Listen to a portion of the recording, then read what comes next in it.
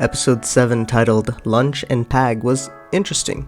The episode felt like it flew by very quickly. By the time I actually checked the timestamp, we were about 3/4 of the way completed. I'm sorry this video is hella late. I decided to finish up my run of Final Fantasy VII Remake, so hopefully I'll get this out before episode 8 releases. I will say, I don't like how Quant was portrayed at all, but I'll wait till next episode before jumping to any big conclusions. Last week I gave a little leeway for the Shinso explanation and we didn't get it, so will we ever learn how Shinso actually works? I gotta put my disclaimer that the goal of this video is to see what was actually cut, what was enhanced with additions, and what sort of potential impacts it has for world building and storytelling of this series. It's obvious that things have to be cut for an adaptation, but this is less of a negative critique and more of what effects these cuts/changes have. I stream every week at 9 p.m. Eastern Standard Time on Wednesdays on Twitch, so come through if you're interested. Please like and subscribe if you enjoy these videos every week. Thank you so much for all the support. Now, let's begin. So this episode adapted chapters 33 to 37, about 5 total chapters, which is a good amount of content, as it showed a lot of interactions between characters itself. Chapter 33 starts with the Princess of Jahad info and ends with the end of Anak versus Androsi's fight. I love the visuals that the anime used for the princess backstory. We see a sketch that shows a trident, a battle axe, and what kind of looks like a shield. While I don't know if these are future 13th month weapons, since we've only seen a few, it would be exciting to, actually get that teaser all the way this early from the anime. That's kind of dope. And we get a cut of the future princesses that we see in the story. Although Maseni doesn't really look like this in the current story, we see a total of 6 princesses. Yuri, Androsi, are the ones that we've seen before. We have Kun Masene Jahad, the blue-haired princess we see for the first time in the webtoon in the season 2 prologue. We see the twin princesses, Lopobia Lelil Jahad and Lopobia Shalil Jahad, who we see for the first time in the webtoon in season 2 around chapter 200 in the Name Hunt arc, but they actually do have some relevance for the story in season 1 because it's Lopobia Ren that tries to take out Anak, Androsi, and Yuri. So it's kind of cool that we see these princesses so early. And then the final princess that we see, we don't see her face, but she's a pink-haired princess. I think that's Jania Repelista Jahad, who we met in the prologue of season 2, because she has a lot of info that Yuri goes to get. The effects with the shoes on display was cool, as it mirrored the same effects of the battle-ready princesses. Something I felt was missed in both the webtoon and the anime was that the shoes that walked off on their own should have looked a little more like Androsi's heels. I mean, I guess we do see heels, but the straps don't really match Androsi's. And in the middle part of chapter 33, we've already seen and was already shown last episode. The backgrounds are, always as amazing, especially when we get a shot of both Anak and Androsi looking up at the platforms, or us looking down on them, because we see blue tiles on the ground, which was added to look way better than the black smoke or just the black background of the webtoon. We lose some dialogue of Anak's mother talking, which is fine because, again, the emotions for that loss is still there. The fight scene was choreographed just as well as last episode, and I felt that the comedic parts when Anak pinches Androsi felt like it flowed a little better in the webtoon. In the anime, the tone shift seemed a little jarring to me. We get some new anime-only info where Androsi actually says that Anak's mother was nice to her when she first became a princess. So that's kind of cool. I don't know if it's true, but I mean, it's dope to see that Androsi actually interacted with the other princesses. Because we know that Yuri interacts with other princesses, but Yuri is kind of the only one that's been talking to other princesses in the story, so it's cool that we also get Androsi do the same. The house fire looks amazing in the anime, and the POV of Anak continuously running was done really well, except for the cuts where Anak keeps running back. Seem like jump cuts, where they jump in time every time Anak comes back to the mother. The webtoon shows jumping, it shows lines to show that Anak is running back to her mother, so I feel like the webtoon depicted this aspect of the flashback, the cuts itself, better than the anime. The anime actually has Anak's mother tear up when Anak gives her the gem, which was a really cool touch. We don't see Evan or a guy that looks like Evan in the anime, so it seems that that part was completely cut. Anak in the anime, instead of saying maybe that Anak's mother might have regretted everything, she says probably not, which changes from uncertainty to something more positive, which I thought was a pretty interesting change by the studio. Also, the way the lighting is with the half shadow on Anak's face was cool to look at, almost like the studio is showing us visually the half princess that Anak is. Chapter 34 starts with the wave controller training and ends with the conclusion of the friends list for the scouts training. In the anime, Ho and the Wanchik can only pop 1 balloon, while in the webtoon, Ho can pop 2. In the anime, Bomb can pop 3 balloons in the webtoon, but in the webtoon, Bomb can only pop 2. The anime emphasizes here that Bomb is stronger than Ho presently, while the webtoon tells us that Bomb has gotten to the same level as Ho in such a short period of time. Neither are wrong here, I think they're just depicted in different ways. I don't really know if I like one over the other. We get an anime-only scene of Bomb helping Loru out when he loses his pillow. We see drunk Serena, we see some new expressions from Loru, and we also have Bomb's willingness to help a friend out by washing the pillow and whatnot for Loru. This is great characterization of Bomb as someone genuinely caring and trying his hardest to help out his friends. I also liked Loru throwing Ho's only line that we got last episode of extending a hand to the weak, which is a really good transition of Ho getting pissed off and storming away. We get a continuation of the banana soda drinks that we saw when the teams were waiting for the crown game announcement, and it appears again here in the scene with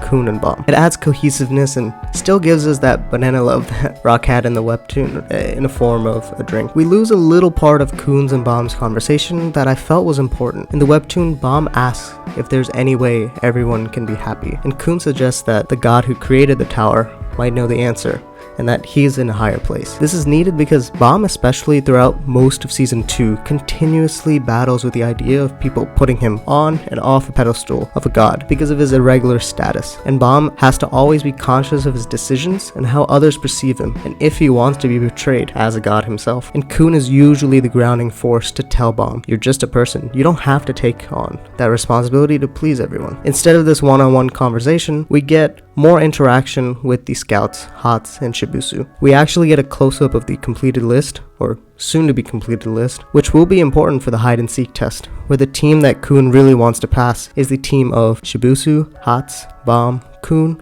Loru, Ho, Serena, Rock, Anak, and Androsi. Well, Ho is a little iffy, but for now, Ho is still considered a friend of Bomb. It's interesting to see that the English translation of the friends list actually shows Bomb's full name, the 25th Bomb, when it was never brought up in the anime itself. It's cool to see visually how much Bomb actually cares for his friends, and how much he's come to cherish and understand the term friend when he begs Kun to help the princesses out. So here's another change, which I don't know if I like or not. Androsi, bedridden, and Bomb being the only one to go and get her signature, I believe was the foundation of Androsi starting to like Bomb in the webtoon. In the anime, we have Bomb and Hats both in the room. Not gonna lie, but the food kinda looks really good in the anime. Instead of the pulley system, we have Bomb just holding the food up high, which is fine because I don't know how feasible it would be to add a rope system into Androsi's room in the anime. At least we get the blush when Bomb says, we'd be happy if you ate with us every day.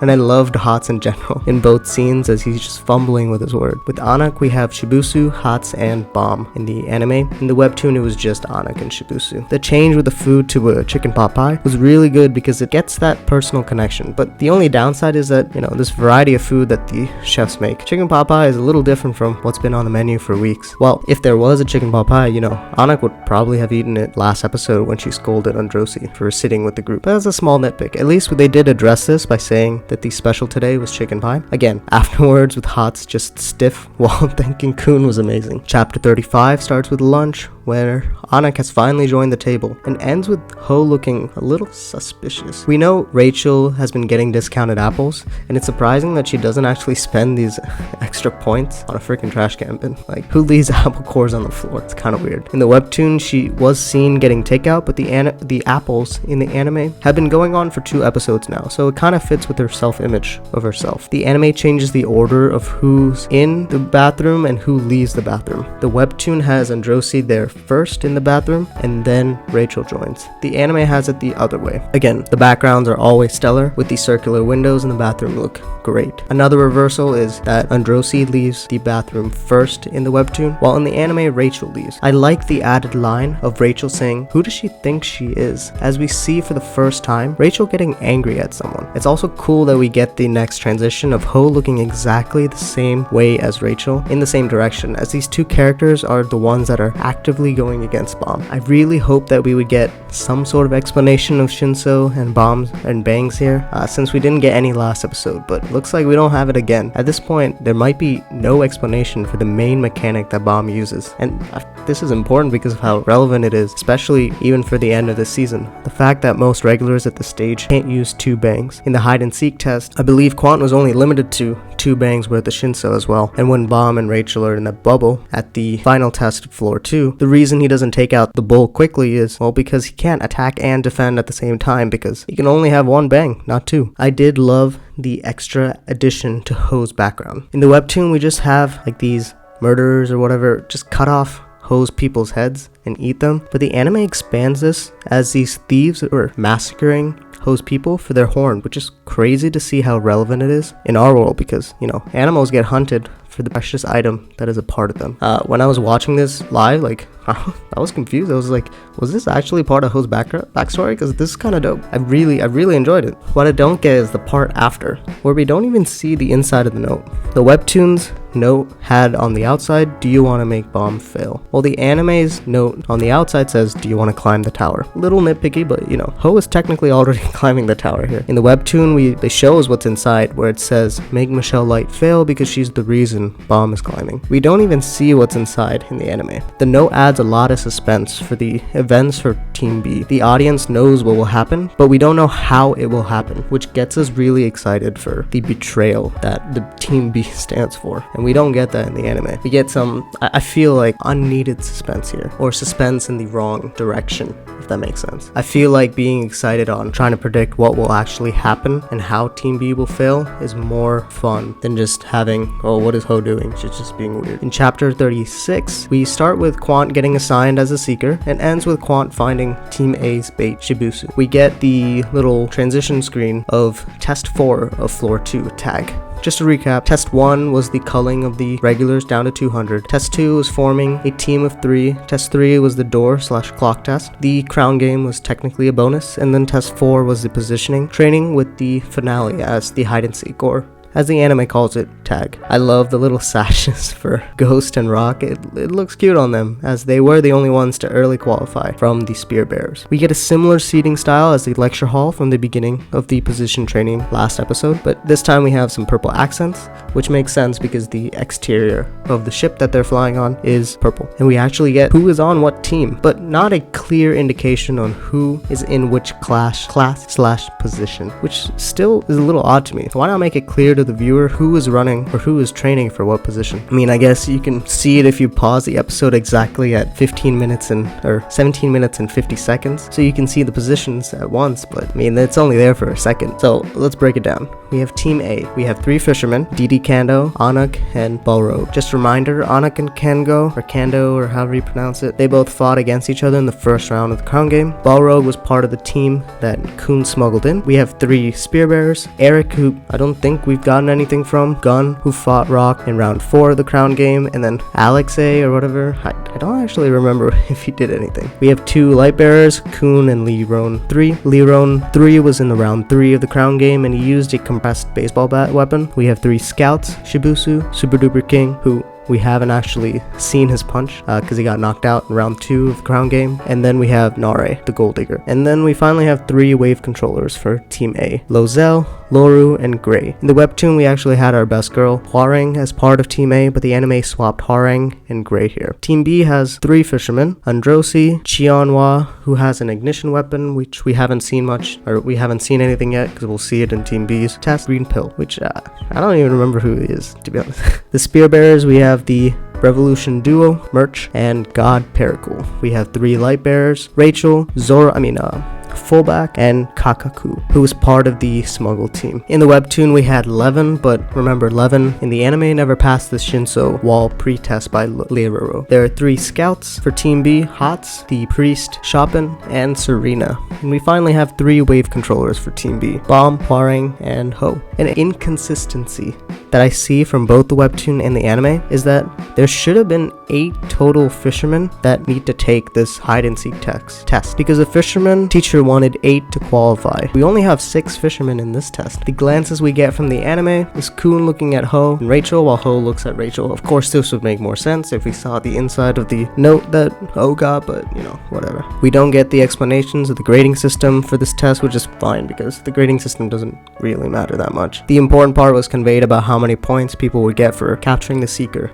from the other team. I like the change the studio made where Yu Hansong actually holds 2 of the stickers, not 1 like in the webtoon. And of course, the stadium for the test looks amazing in the anime. I like the diagram describing the winning conditions as a horizontal view in the anime compared to the top-down view in the webtoon. We skip the whole voting Kun as leader, and we have Kun just kind of commanding his team, which seems more natural as Shibusu backs him up. It's interesting that Kun says that Quant is a sore loser in the anime. Even though this is true, how does Kun know already? There hasn't been any indication of this yet in the story that Kun has seen. This might be a little bit of mistranslation possibly. Quant's entrance into the test in the webtoon was way cooler. His red eyes glowing and emerging from the darkness was dope. While the anime, he's just running. Doesn't feel the same to me. Chapter 37 starts with Team B watching Team A's performance and ends with Quant getting pissed off. We don't get Team B watching in the anime, which is fine because I think that would be a pretty great start for episode 8, as we get to see the fight in a different angle. Quant just misses the mark for me in the anime. The webtoon has a little scout class, or Quant kind of teaching the class for scouts, where he identifies most of the players here for the bait, and even tells Shibusu what to do as a scout in the situation, which is to take out the team's eyes, the light bearer. The anime has, you know, kind of a spear just kind of thrown, while in the webtoon had Quant jump on top of the spear, and as Quant says, your attack is too obvious, and then he jumps up from the spear to knock down the lighthouse. The anime just has Quant kind of teleport in the lighthouse weirdly and knock out later on 3 down. But again,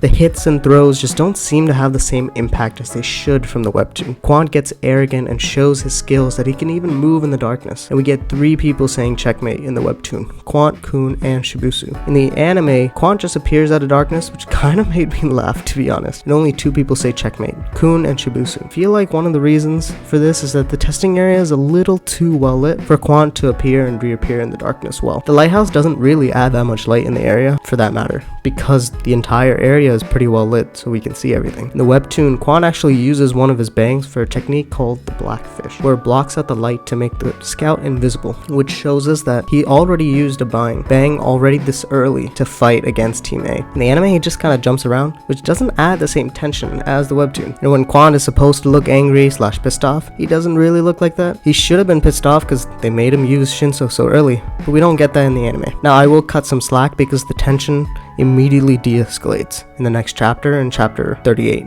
which will be episode 8. I'll wait and see how the studio actually shows us Quant actually pissed off at the end of Team A's test before criticizing too much. All in all, I enjoy the character interactions that were enhanced in this episode, but the lack of Shinso explanation and Quant's serious threat as a ranker against Team A were the downside. Remember, SIU has always made a really clear distinction between rankers and regulars, excluding Bomb, of course, but everyone else, there was this clear difference between them, and we don't see that yet in this fight against a ranker. We'll probably see Team A's tests complete, and we'll get the start of Team B in episode 8. Again, I want to point out, I don't hate the choices that the directors made for this episode because, well, it's hard to choose what was taken out and what needs to be added to make the story whole. Just my thoughts on the episode. That's all for the episode. That's all for the video. If you get a chance, subscribe to get access to these reviews every week. My social media can be found by searching Inspirational on YouTube, Instagram, Twitter, and Twitch. Shout out to my designer. You can find his work on Instagram at JadenV_photography. Shout out to my editor. You can find him on Twitter at YoungObesity. See you all next time.